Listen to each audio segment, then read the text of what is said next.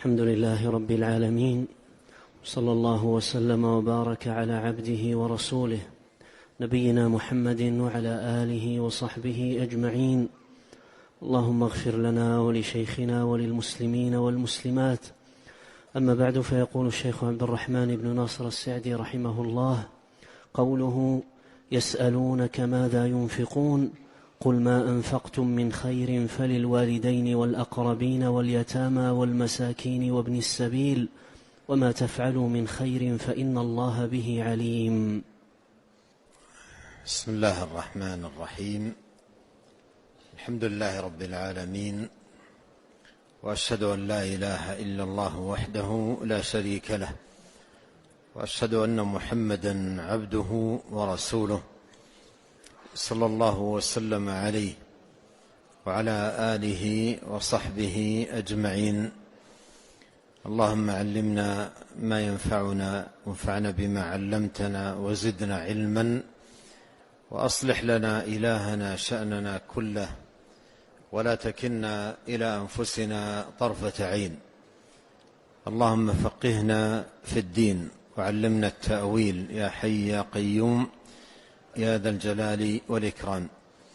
أما بعد، يقول الله جل وعلا: يسألونك ماذا ينفقون. هذه اللفظة يسألونك تكررت في مواطن عديدة، تصل إلى 13 موضعا في كتاب الله، يسألونك أو ويسألونك. وهذا فيه أن نبينا عليه الصلاة والسلام مبلغ عن الله، وواسطة بين الله وخلقه في بيان دينه، في بيان دين الله سبحانه وتعالى للعباد. قال جل وعلا: يسألونك ماذا ينفقون. يسألونك ماذا ينفقون.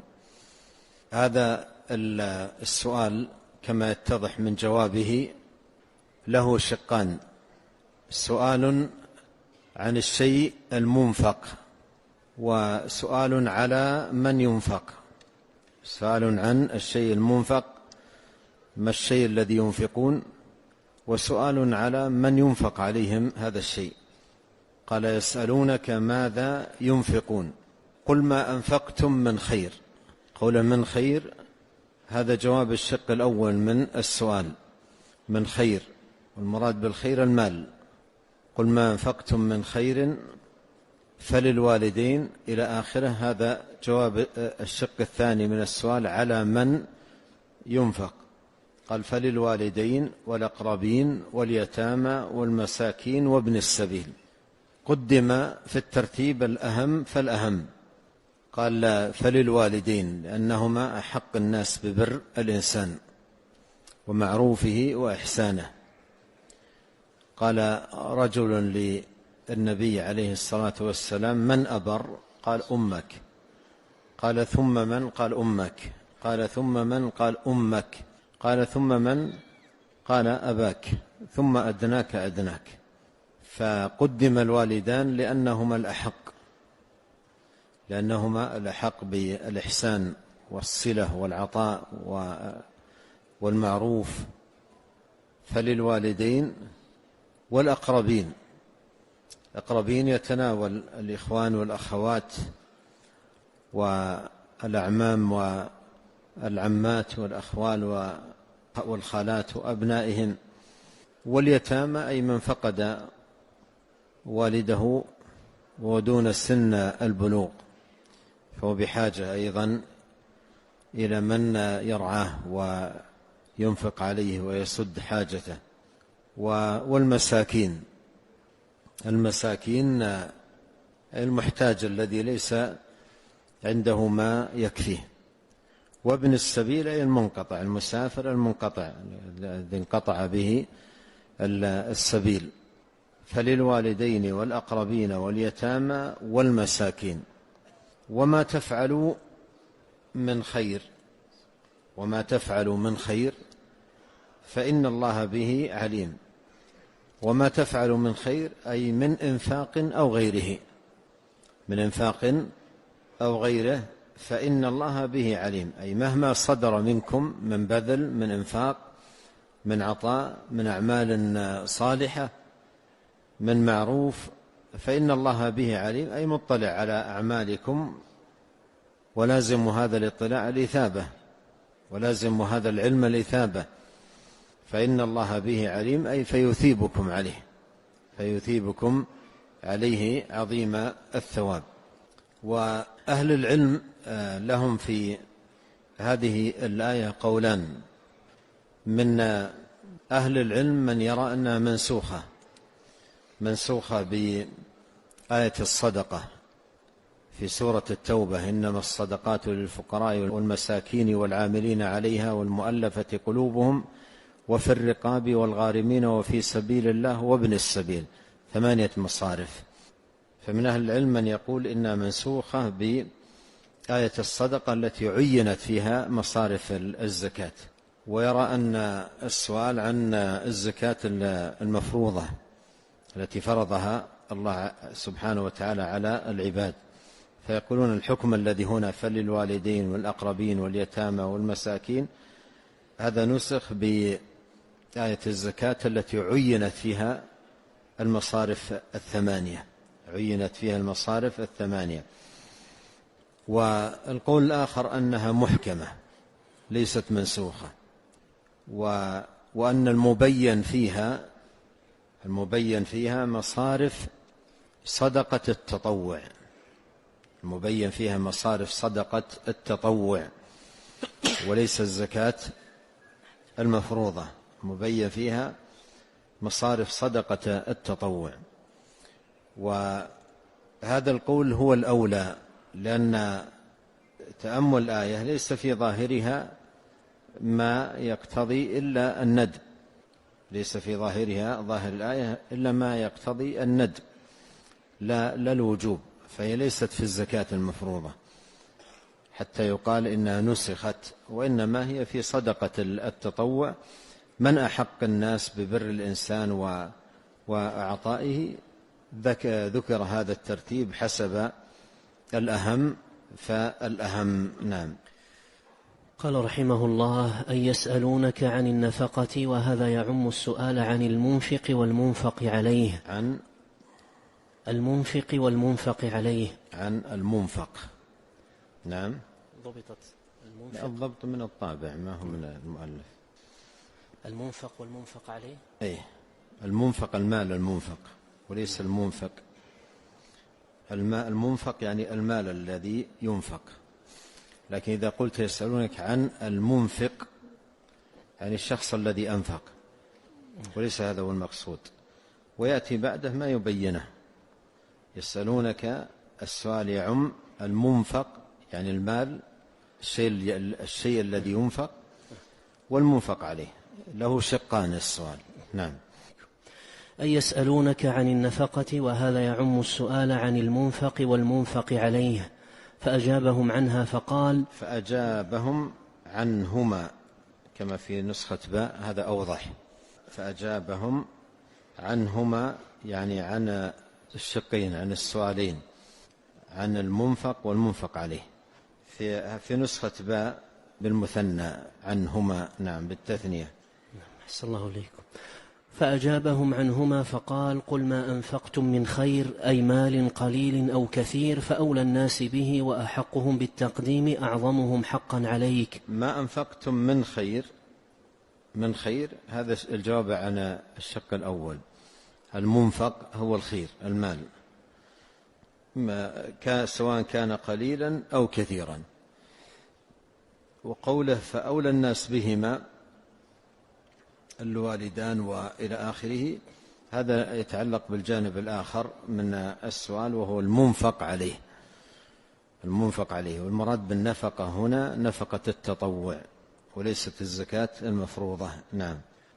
فأجابهم عنهما فقال: قل ما أنفقتم من خير، أي مال قليل أو كثير، فأولى الناس به وأحقهم بالتقديم أعظمهم حقا عليك، وهم الوالدان، الواجب برهما والمحرم عقوقهما، ومن أعظم برهما النفقة عليهما. نعم. ولا سيما إذا كان بحاجة إلى نفقة الابن عليهما. نعم. ومن أعظم العقوق ترك الإنفاق عليهما، ولهذا كانت النفقة عليهما واجبة على الولد الموسر. ومن بعد الوالدين الأقربون على اختلاف طبقاتهم، الأقرب فالأقرب على حسب القرب والحاجة، فالإنفاق عليهم صدقة وصلة. نعم، يعني إذا تصدق على قريب فهي صدقة وصلة، فهي صدقة وصلة. نعم. واليتامى وهم الصغار الذين لا كاسب لهم، فهم في مظنة الحاجة لعدم قيامهم بمصالح أنفسهم وفقد الكاسب، فوصى الله تعالى بهم العباد رحمة منه بهم ولطفا. والمساكين وهم أهل الحاجات وأرباب الضرورات الذين أسكنتهم الحاجة، فينفق عليهم لدفع حاجاتهم وإغنائهم. وابن السبيل أي الغريب المنقطع به في غير بلده، فيعان على سفره بالنفقة التي توصله إلى مقصده.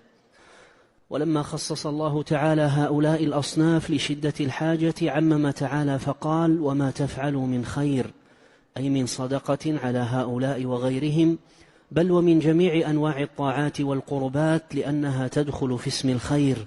نعم، يعمها قوله وما تفعلوا من خير.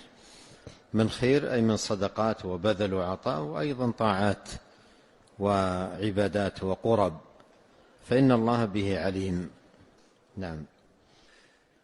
لأنها تدخل في اسم الخير فإن الله به عليم فيجازيكم عليه. هذا لازم ذلك، لازم كون عليم في سياق الأمر بهذه الأعمال، فلازم ذلك المجازات والإثابة على الأعمال.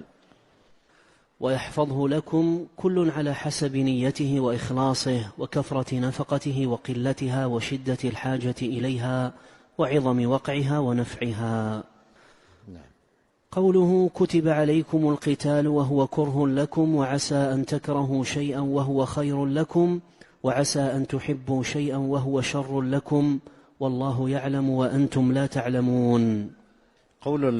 قول الله جل وعلا كتب عليكم القتال وهو كره لكم، كتب أي فرض، مثل ما مر معنا كتب عليكم الصيام، كتب عليكم القصاص، كتب أي فرض، كتب بالبناء لما لم يسمى فاعله، أي كتب الله عليكم القتال، والمعنى فرض عليكم القتال. وهذه في مرحلة، يعني كانت حال المسلمين في أول الأمر ضعف، فكانوا مأمورين بكف الأيدي عن القتال، ثم لما صارت لهم دولة وقوة وقدرة أمروا بالقتال.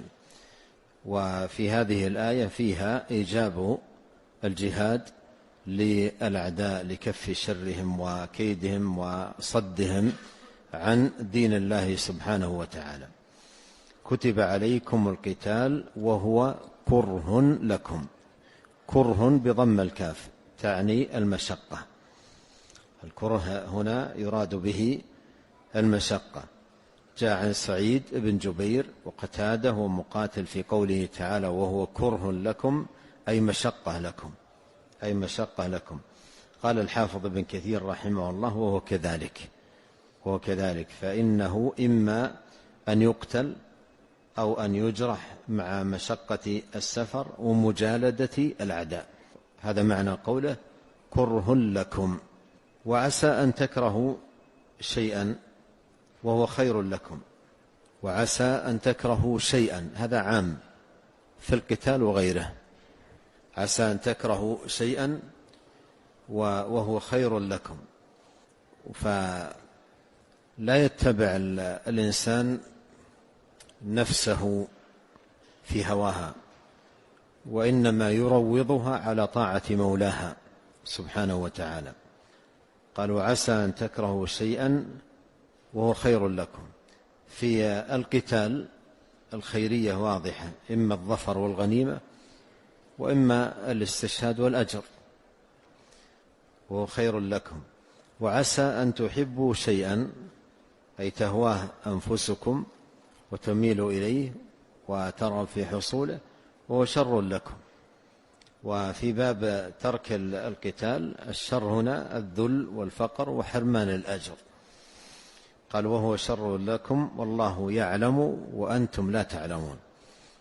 ينظر الإنسان إلى علمه أو إلى فقه مقدما رأيه، فختم الآية فيها تنبيه على اطراح الآراء والتصورات، وأن يبنى العمل على الدين المنزل بوحي من الله سبحانه وتعالى. والله يعلم وأنتم لا تعلمون. نعم.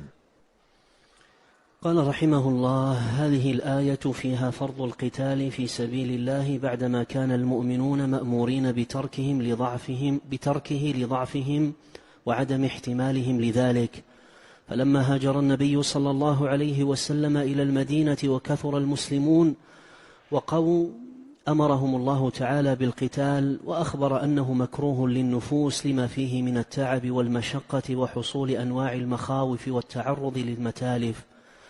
ومع هذا فهو خير محض لما فيه من الثواب العظيم والتحرز من العقاب الأليم والنصر على الأعداء والظفر بالغنائم وغير ذلك مما هو مرب على ما فيه من الكراهة. هذا معنى قوله وهو خير لكم. وهو خير لكم فيه أنواع هذه الخيرات التي يمر بها على ما فيه من الكراهة. نعم. وعسى أن تحبوا شيئا وهو شر لكم، وذلك مثل القعود عن الجهاد لطلب الراحة فإنه شر، لأنه يعقب الخذلان وتسلط الأعداء على الإسلام وأهله. لأنه يعقب نعم، أحسن الله عليكم. لأنه يعقب الخذلان وتسلط الأعداء على الإسلام وأهله، وحصول الذل والهوان وفوات الأجر العظيم وحصول العقاب. وهذه الآيات عامة مضطردة في أن أفعال الخير التي تكرهها النفوس لما فيها من المشقة أنها خير. التسلط وحصول كلها معطوفة على الخذلان. نعم. يعقب الخذلان يعقب الخذلان وتسلط وحصول وفوات. نعم. أحسن الله عليكم. وهذه الآيات عامة مضطردة في أن أفعال الخير التي تكرهها النفوس لما فيها من المشقة أنها خير بلا شك، وأن أفعال الشر التي تحبها النفوس لما تتوهمه فيها من الراحة واللذة فهي شر بلا شك. هذه قاعدة عظيمة جدا يذكر الشيخ أنها مستنبطة مستفادة من هذه الآية. الله عز وجل عمم، قال وعسى أن تكرهوا شيئا وهو خير لكم، وعسى أن تحبوا شيئا وهو شر لكم. وهذا عام في القتال وفي غيره. فاستفاد من هذا العموم قاعدة مضطردة في أفعال الخير كلها، في أفعال الخير كلها التي تكرهها النفوس. قد يقع في النفس شيء من الكراهة، ليست كراهة لعبادة الله والذل له، ولكن كراهة للأمر والحال التي هو فيها العبد، مثل إسباغ الوضوء على ماذا؟ المكاره.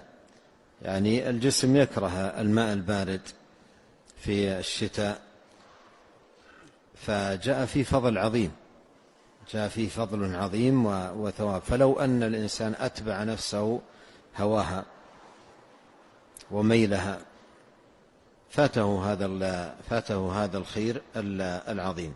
عسى أن تكرهوا شيئا وهو خير لكم، وعسى أن تحبوا شيئا وهو شر لكم. فهذا عام، تكرهوا شيئا وهو خير لكم، وعسى أن تحبوا شيئا وهو شر لكم. قال هذا عام في أفعال الخير التي تكرهها النفوس لما فيها من مشقة أنها خير بلا شك، وأن أفعال الشر التي تحبها النفوس لما تتوهم فيها من الراحة واللذة فهي شر بلا شك. وأما أحوال الدنيا، قال رحمه الله: وأما أحوال الدنيا فليس الأمر مضطردا، ولكن الغالب على العبد المؤمن أنه إذا أحب أمرا من الأمور فقيض الله له من الأسباب ما يصرفه عنه أنه خير له، فالأوفق له في ذلك أن يشكر الله تعالى ويعتقد الخير في الواقع، لأنه يعلم أن الله تعالى أرحم بالعبد من نفسه، وأقدر على مصلحة عبده منه، وأعلم بمصلحته منه، كما قال تعالى: والله يعلم وأنتم لا تعلمون. فاللائق بكم أن تتمشوا مع أقداره سواء سرتكم أو ساءتكم. هنا يذكر الشيخ أيضا فائدة عظيمة تستفاد من الآية، وأيضا ختمها بقوله: والله يعلم وأنتم لا تعلمون، فيما يتعلق بأحوال الدنيا، أحوال الدنيا، ما يحب الإنسان وما يكره من أحوال الدنيا، متع الدنيا. الغالب على العبد المؤمن، يقول الشيخ، هذه فائدة عظيمة جدا، الغالب يقول على العبد المؤمن أنه إذا أحب أمرا من الأمور فقيض الله له، يسر الله له من الأسباب ما يصرفه عنه أنه خير له.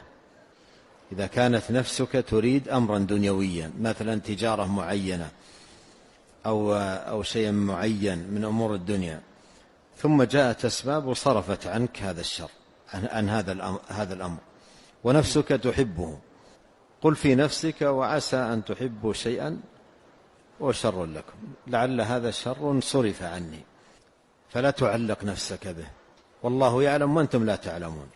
ولا سيما وخاصة إن كنت استخرت الله، فكن على يقين أن الخيرة فيما اختاره الله لك، لا فيما تطلبه نفسك، فلا تأسى على فوات شيء من الدنيا وقد فوضت أمرك فيه إلى الله سبحانه وتعالى. فيقول الغالب على العبد المؤمن أنه إذا أحب أمرا من الأمور فقيض الله له من الأسباب ما يصرفه عنه أنه خير له، فالأوفق له في ذلك أن يشكر الله. ما حصل له الذي يريد، يقول أوفق أن يشكر الله، بدل أن يحزن ويتألم وإلى آخره. الأوفق له أن يشكر الله، لأن هذا شر صرف عنه، والله يعلم وأنتم لا تعلمون، والله يعلم وأنتم لا تعلمون. قال: فالأوفق له في ذلك أن يشكر الله ويعتقد الخير في الواقع، ولا سيما كما أشرت إن كان قد استخار الله وفوض أمره إلى الله وطلب الخيرة له من الله سبحانه وتعالى. قال: لأنه يعلم، أي هذا العبد، أن الله أرحم بالعبد من نفسه، وأقدر على مصلحة عبده منه، وأعلم بمصلحته منه، كما قال الله تعالى: والله يعلم وأنتم لا تعلمون. قال: فاللائق بكم أن تتمشوا مع أقداره سواء سرتكم أو ساءتكم. وفي الحديث قال عليه الصلاة والسلام: عجبا لأمر المؤمن، إن أمره كله خير، إن أصابته سراء شكر فكان خيرا له، وإن أصابته ضراء صبر فكان خيرا له. والمحن في طياتها ماذا؟ منح. المحن في طياتها منح. نعم. قال رحمه الله: ولما كان الأمر بالقتال لو لم يقيد لشمل الأشهر الحرم وغيرها، استثنى تعالى القتال في الأشهر الحرم فقال: يسألونك عن الشهر الحرام قتال فيه، قل قتال فيه كبير وصد عن سبيل الله وكفر به، والمسجد الحرام وإخراج أهله منه أكبر عند الله، والفتنة أكبر من القتل، ولا يزالون يقاتلونكم حتى يردوكم عن دينكم إن استطاعوا، ومن يرتدد منكم عن دينه فيمت وهو كافر فأولئك حبطت أعمالهم في الدنيا والآخرة، وأولئك أصحاب النار هم فيها خالدون. نفعنا الله أجمعين بما علمنا، وزادنا علما وتوفيقا، وأصلح لنا شأننا كله، وهدانا إليه صراطا مستقيما. اللهم آت نفوسنا تقواها، زكها أنت خير من زكاها، أنت وليها ومولاها. اللهم إنا نسألك الهدى والتقى والعفة والغنى.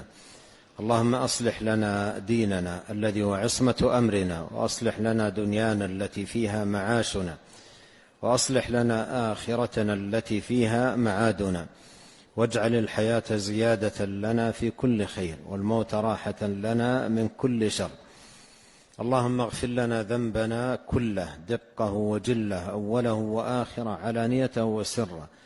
اللهم اغفر لنا ما قدمنا وما أخرنا وما أسررنا وما أعلنا وما أنت أعلم به منا. أنت المقدم وأنت المؤخر، لا إله إلا أنت. اللهم اغفر لنا ولوالدينا ووالديهم وذرياتهم ولمشايخنا ولولاة أمرنا وللمسلمين والمسلمات. اللهم آمنا في أوطاننا وأصلح أئمتنا وولاة أمورنا، واجعل ولايتنا في من خافك واتقاك واتبع رضاك يا رب العالمين. اللهم وفق ولي أمرنا لهداك، واجعل عمله في رضاك، وسدده في أقواله وأعماله. اللهم وفقه وولي عهده لما فيه صلاح البلاد والعباد، ولما فيه عز الإسلام وصلاح المسلمين. اللهم وفق جميع ولاة أمر المسلمين للعمل بكتابك وتحكيم شرعك واتباع سنة نبيك محمد صلى الله عليه وسلم، واجعلهم رحمة ورأفة على عبادك المؤمنين. اللهم ول على المسلمين أينما كانوا خيارهم، واصرف عنهم شرارهم يا رب العالمين. اللهم فرج هم المهمومين من المسلمين، ونفس كرب المكروبين، واقض الدين عن المدينين، واشف مرضانا ومرضى المسلمين، وارحم موتانا وموتى المسلمين. اللهم أصلح ذات بيننا، وألف بين قلوبنا، واهدنا سبل السلام، وأخرجنا من الظلمات إلى النور، وأعذنا والمسلمين من الفتن ما ظهر منها وما بطن. اللهم أنجِ المستضعفين من المسلمين، واحقن دماءهم يا رب العالمين، واحفظهم بما تحفظ به عبادك الصالحين. اللهم وعليك بأعداء الدين، فإنهم لا يعجزونك. اللهم إنا نجعلك في نحورهم، ونعوذ بك اللهم من شرورهم. ربنا آتنا في الدنيا حسنة وفي الآخرة حسنة وقنا عذاب النار. اللهم يا مقلب القلوب ثبت قلوبنا على دينك. اللهم اقسم لنا من خشيتك ما يحول بيننا وبين معاصيك، ومن طاعتك ما تبلغنا به جنتك، ومن اليقين ما تهون به علينا مصائب الدنيا. اللهم متعنا بأسماعنا وأبصارنا وقوتنا ما أحييتنا، واجعله الوارث منا، واجعل ثأرنا على من ظلمنا، وانصرنا على من عادانا، ولا تجعل مصيبتنا في ديننا، ولا تجعل الدنيا أكبر همنا ولا مبلغ علمنا، ولا تسلط علينا من لا يرحمنا.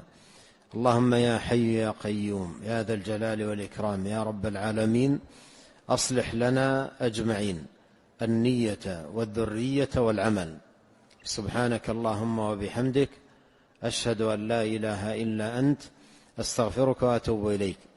اللهم صل وسلم على عبدك ورسولك نبينا محمد وآله وصحبه أجمعين. جزاكم الله خيرا.